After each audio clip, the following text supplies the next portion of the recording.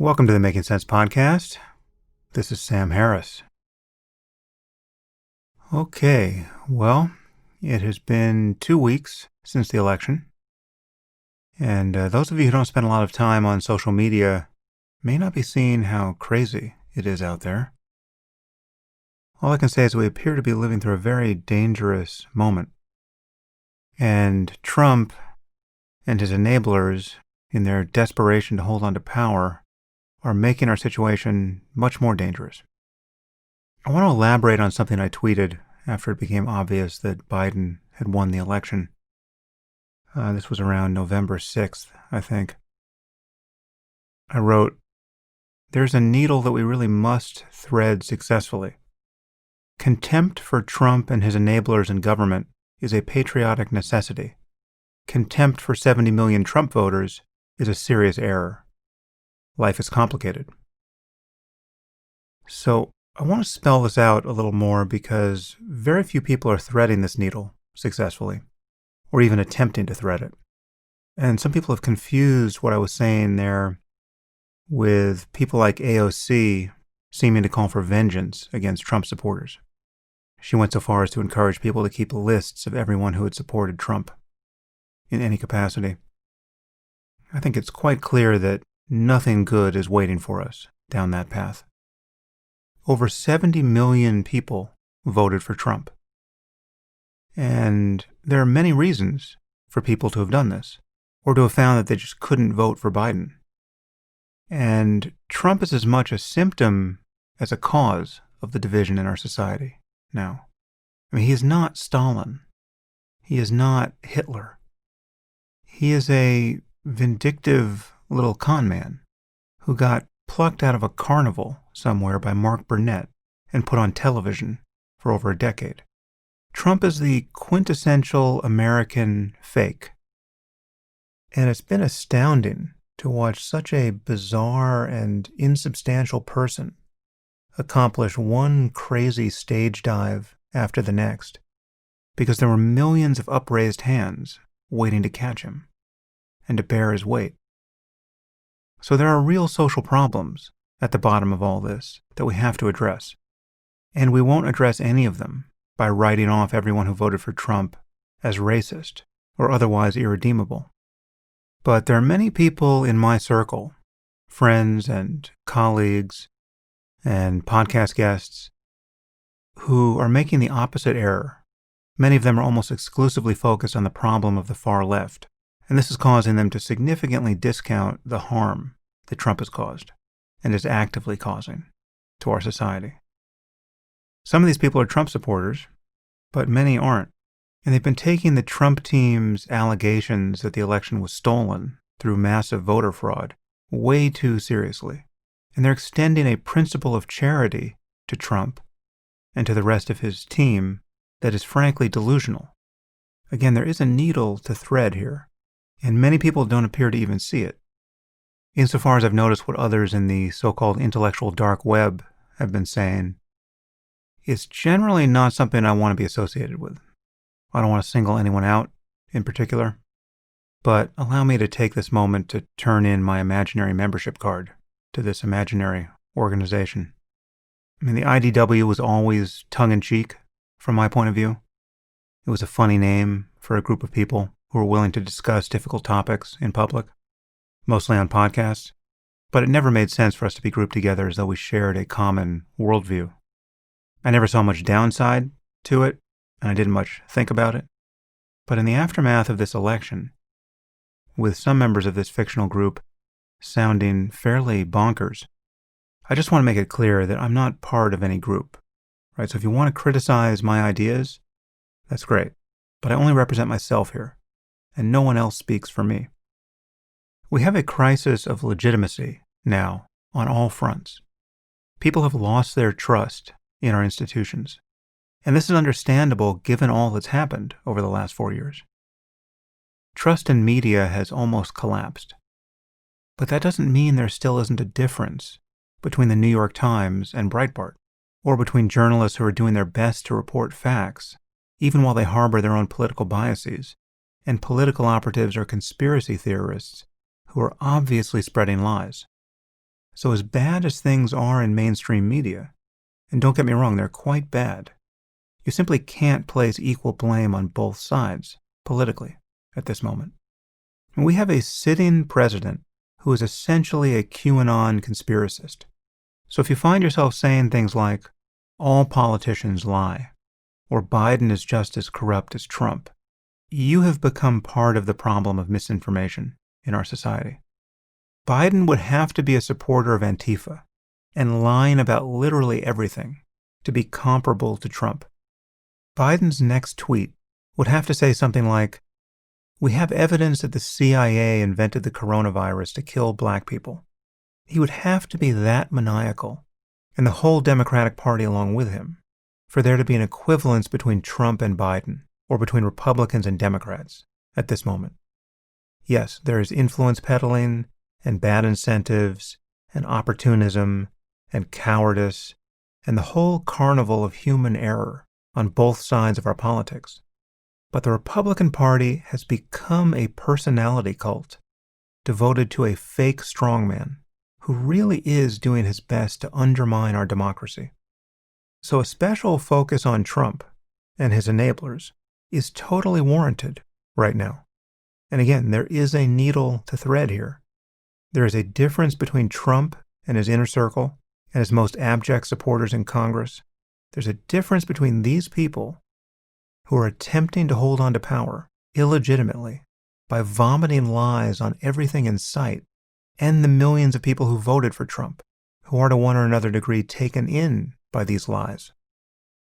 Now, at the time I'm recording this, it seems safe to claim the following.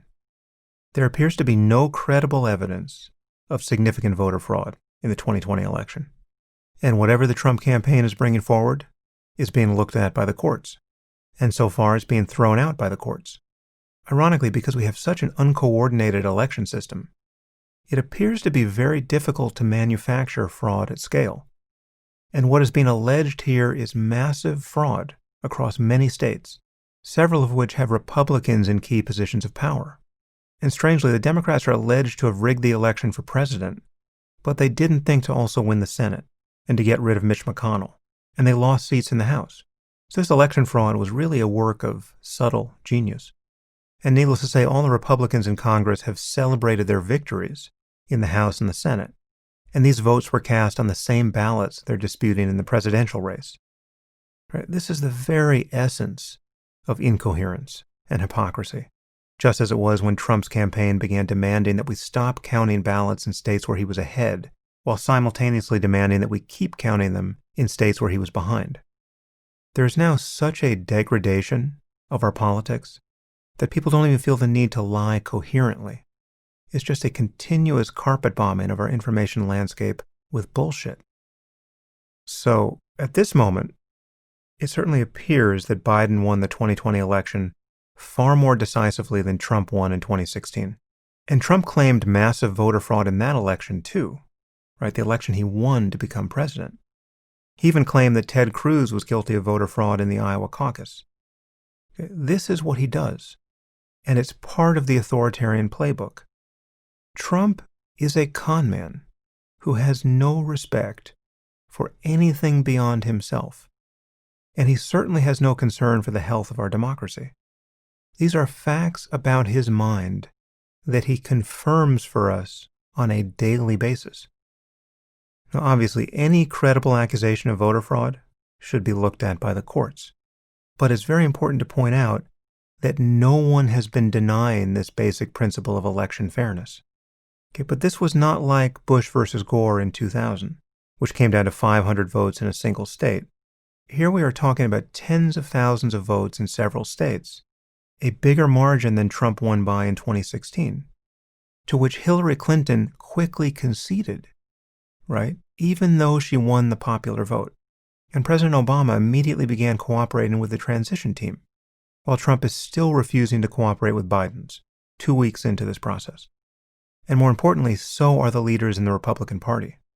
That's how perverse this has gotten. Right now, Biden should be getting a daily security briefing, and his team should be speaking with foreign leaders on secure lines, facilitated by the State Department. They should be able to speak with officials in every branch of our own government so they can get up to speed. Normally, all this would be going on while the election gets certified in the coming weeks. And normally the transition team would be given funds and access to government buildings at this point. And yet all of these resources are being denied to them.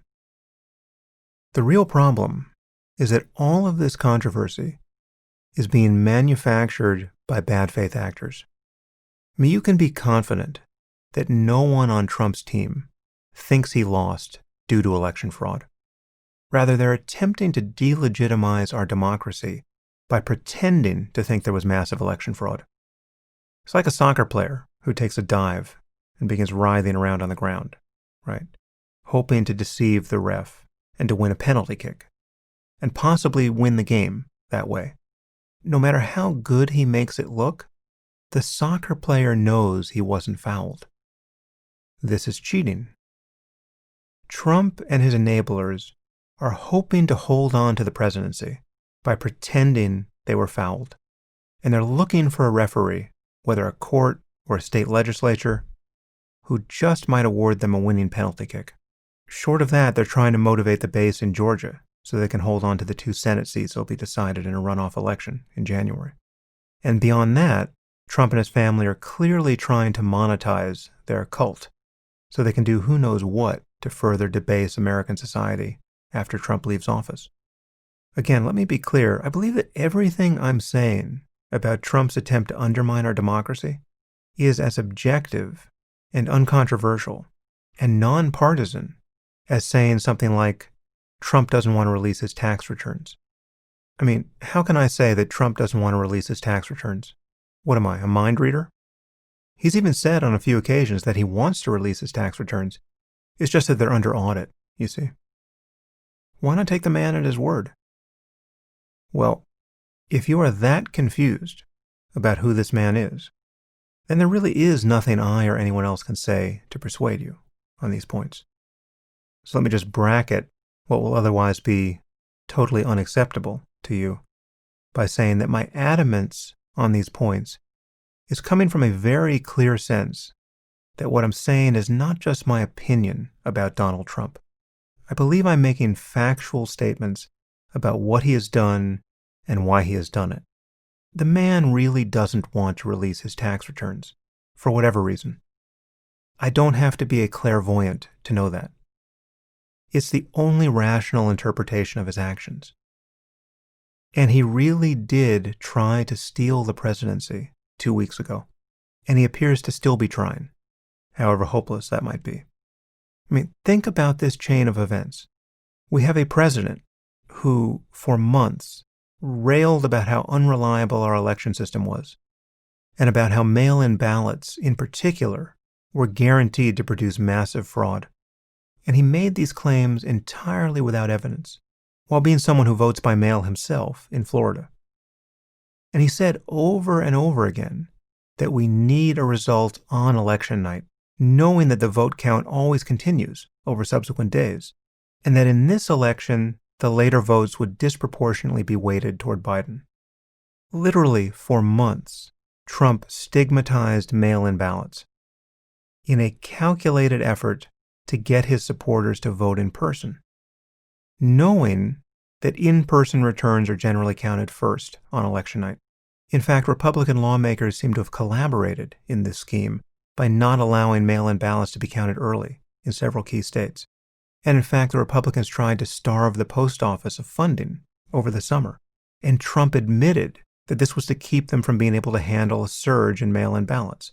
And all of this occurred during the COVID pandemic, during which for nearly 9 months, Trump downplayed the risk of the disease, even as 250,000 people died from it. So he knew that concern about the coronavirus was also heavily biased along political lines, because he had worked hard to bias it himself. And this caused in-person voting to be even more heavily weighted toward his supporters.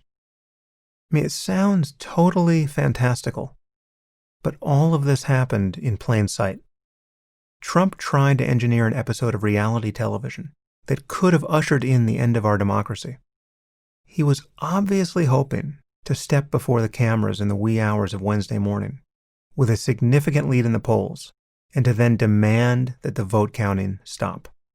He was stage managing an attempted theft of the election, all the while encouraging his supporters to believe that the election was being stolen from him as the counting of ballots continued. And he did this all in a context in which he, as the sitting president of the United States, refused to commit to a peaceful transfer of power in the event that he lost. So it's really hard to exaggerate how far from normal we had drifted when Trump stepped in front of the microphone on election night.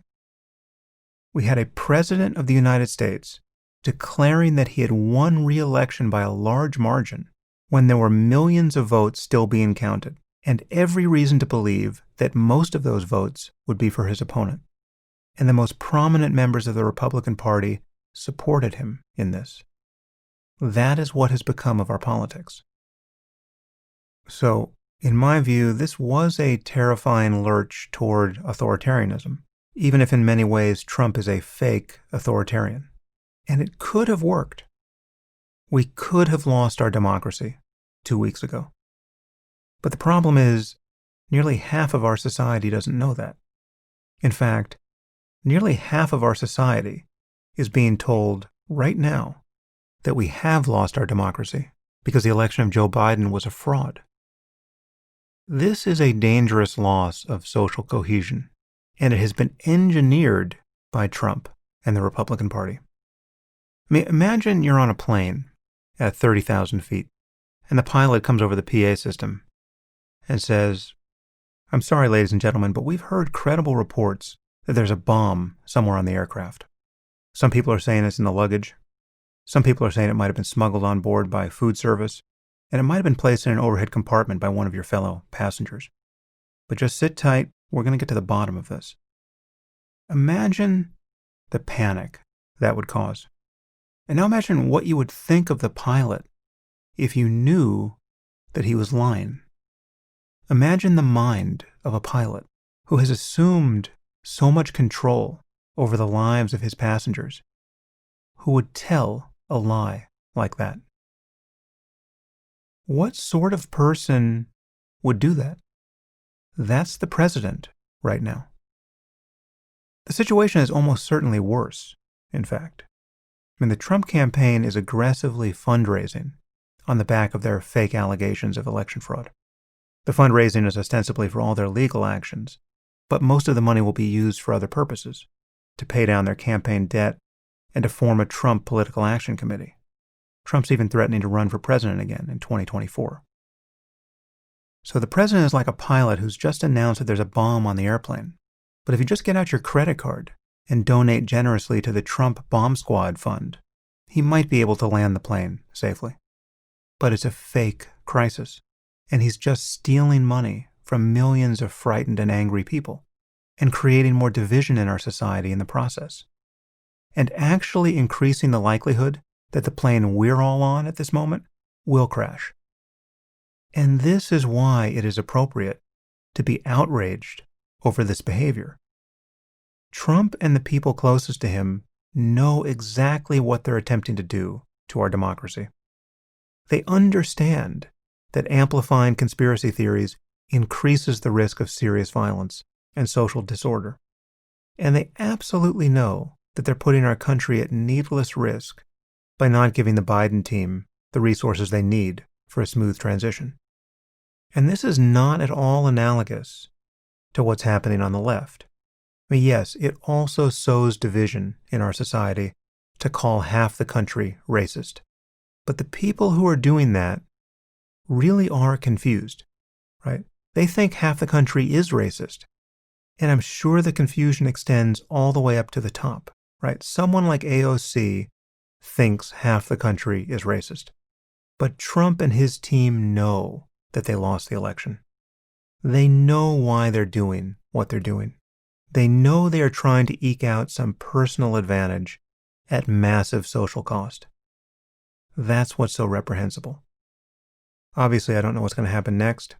I am reasonably confident that the tide has turned here and that our institutions are strong enough, and when push comes to shove, the military and law enforcement are professional and apolitical enough that Trump can be dragged kicking and screaming out of the White House in January, if need be.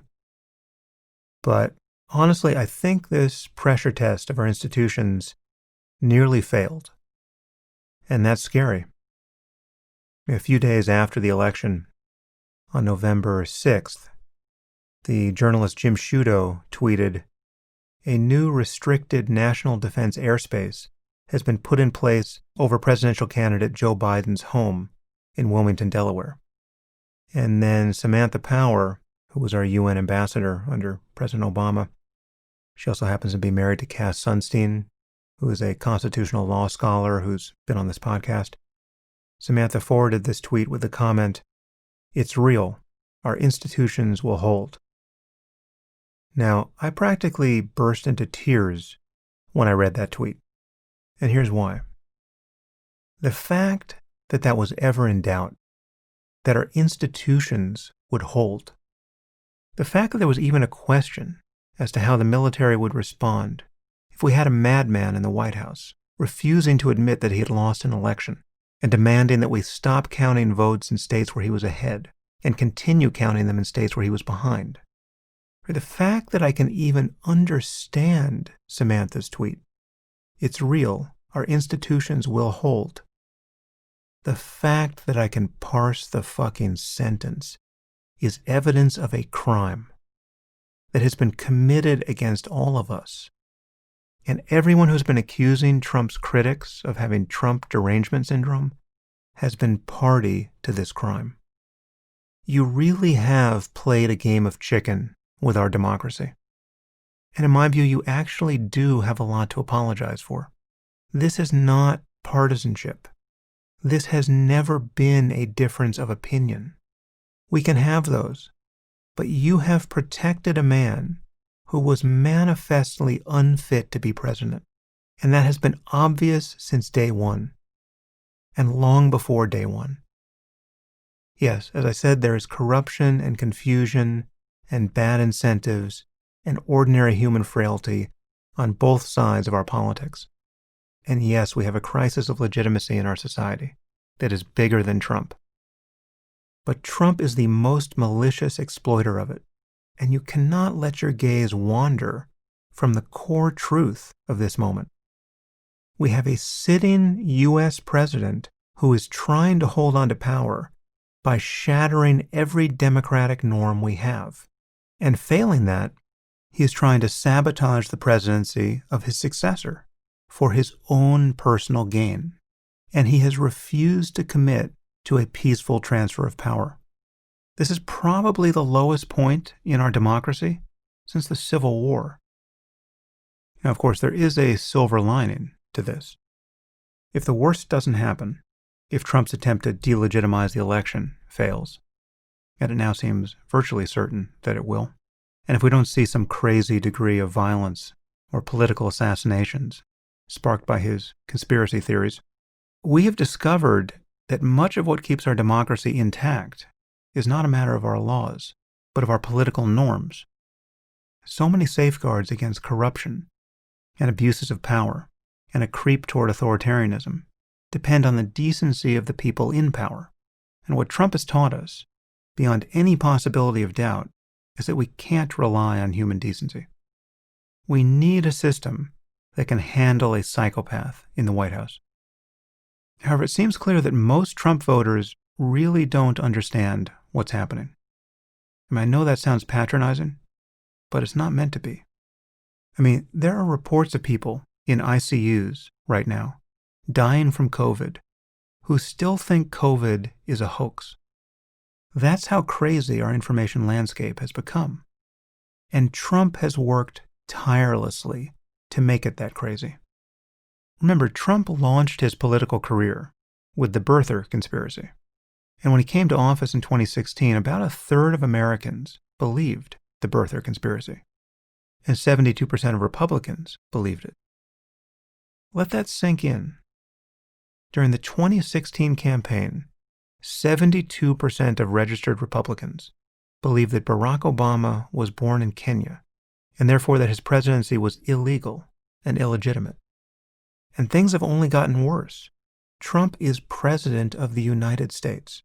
He has tweeted QAnon articles suggesting that Obama and Biden had members of SEAL Team 6 murdered to conceal the fact that they never actually killed Osama bin Laden. The President of the United States tweeted that.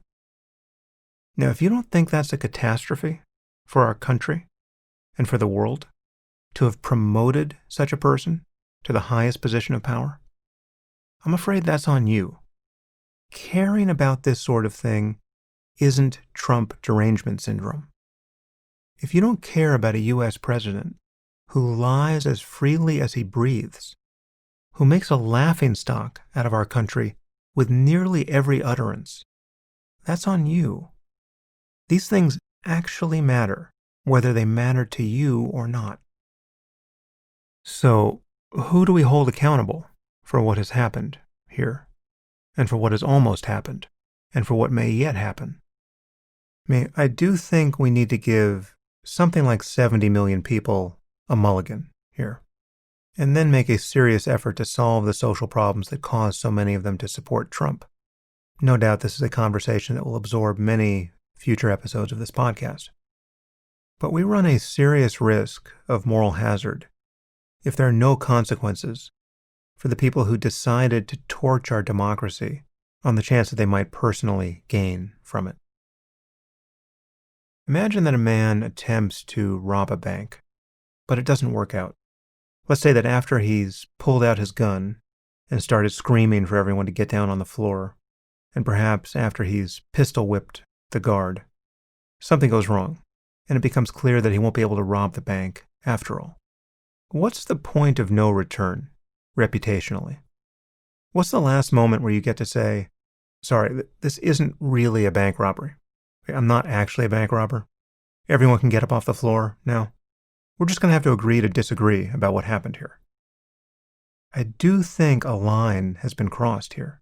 Again, not necessarily with respect to our laws, but with respect to norms that are even more important than many of our laws. Is it illegal for a sitting president to not commit to a peaceful transfer of power? Is it illegal for him to pretend to think that there was massive election fraud and to claim to have won an election that he really lost? Is it illegal for him to spread socially toxic lies every hour on social media? It doesn't seem so. But that's not the point. Trump has still managed to do tremendous harm to our society, and he seems committed to doing further harm. So, at a minimum, I believe the right way to treat Trump and his crime family after January 20th is the way we treated O.J. Simpson after he was acquitted of a double murder that everyone knew he had actually committed. We should just let them fall into oblivion. Of course, I'm under no illusions that will actually happen, but it should happen. We should all do our best to withdraw our attention from this man who has gotten more attention in the last 4 years than any person in human history. And for those of you who still think that not acknowledging how bad Trump is the only way to resist the craziness coming from the left, all I can say is that it seems quite clear that you're wrong. Trump was never an answer to the problem of the far left. In fact, the left has drawn a massive amount of energy and seeming credibility from him. It's true that the problem of illiberalism on the left has been growing for a long time, but it has gotten as bad as it has under Trump. And Trump has been bringing gasoline to that fire. Again, because it has always served his personal interests to do so. What we need is real moderation and pragmatism and professionalism in our politics now.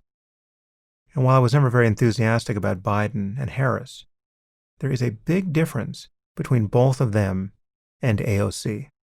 And again, if you want a real parallel for the dangerous insanity that's being encouraged by Trump, you have to go further left than AOC. Trump is President QAnon right now. The most destructive thing about the Trump presidency has been the orgy of lying and misinformation that has subsumed everything in our public conversation. The utter devaluation of truth has been the worst part, because it affects everything else. Anyway, the next 2 months should be very interesting. I certainly expect there will be a transition to a Biden presidency. But who knows, really? It still feels like something bad can happen here. But even after a smooth transition, there will still be a lot of hard work to do to steer our culture toward basic sanity on real issues. The pandemic, the economic effects of lockdown, wealth inequality more generally, social cohesion, collisions with foreign adversaries like China and Russia, cybersecurity, climate change. The list of challenges is quite long and daunting, and it seems clear that only a fact-based discussion will help us meet them. And with that, I will leave you. As always, thanks for listening.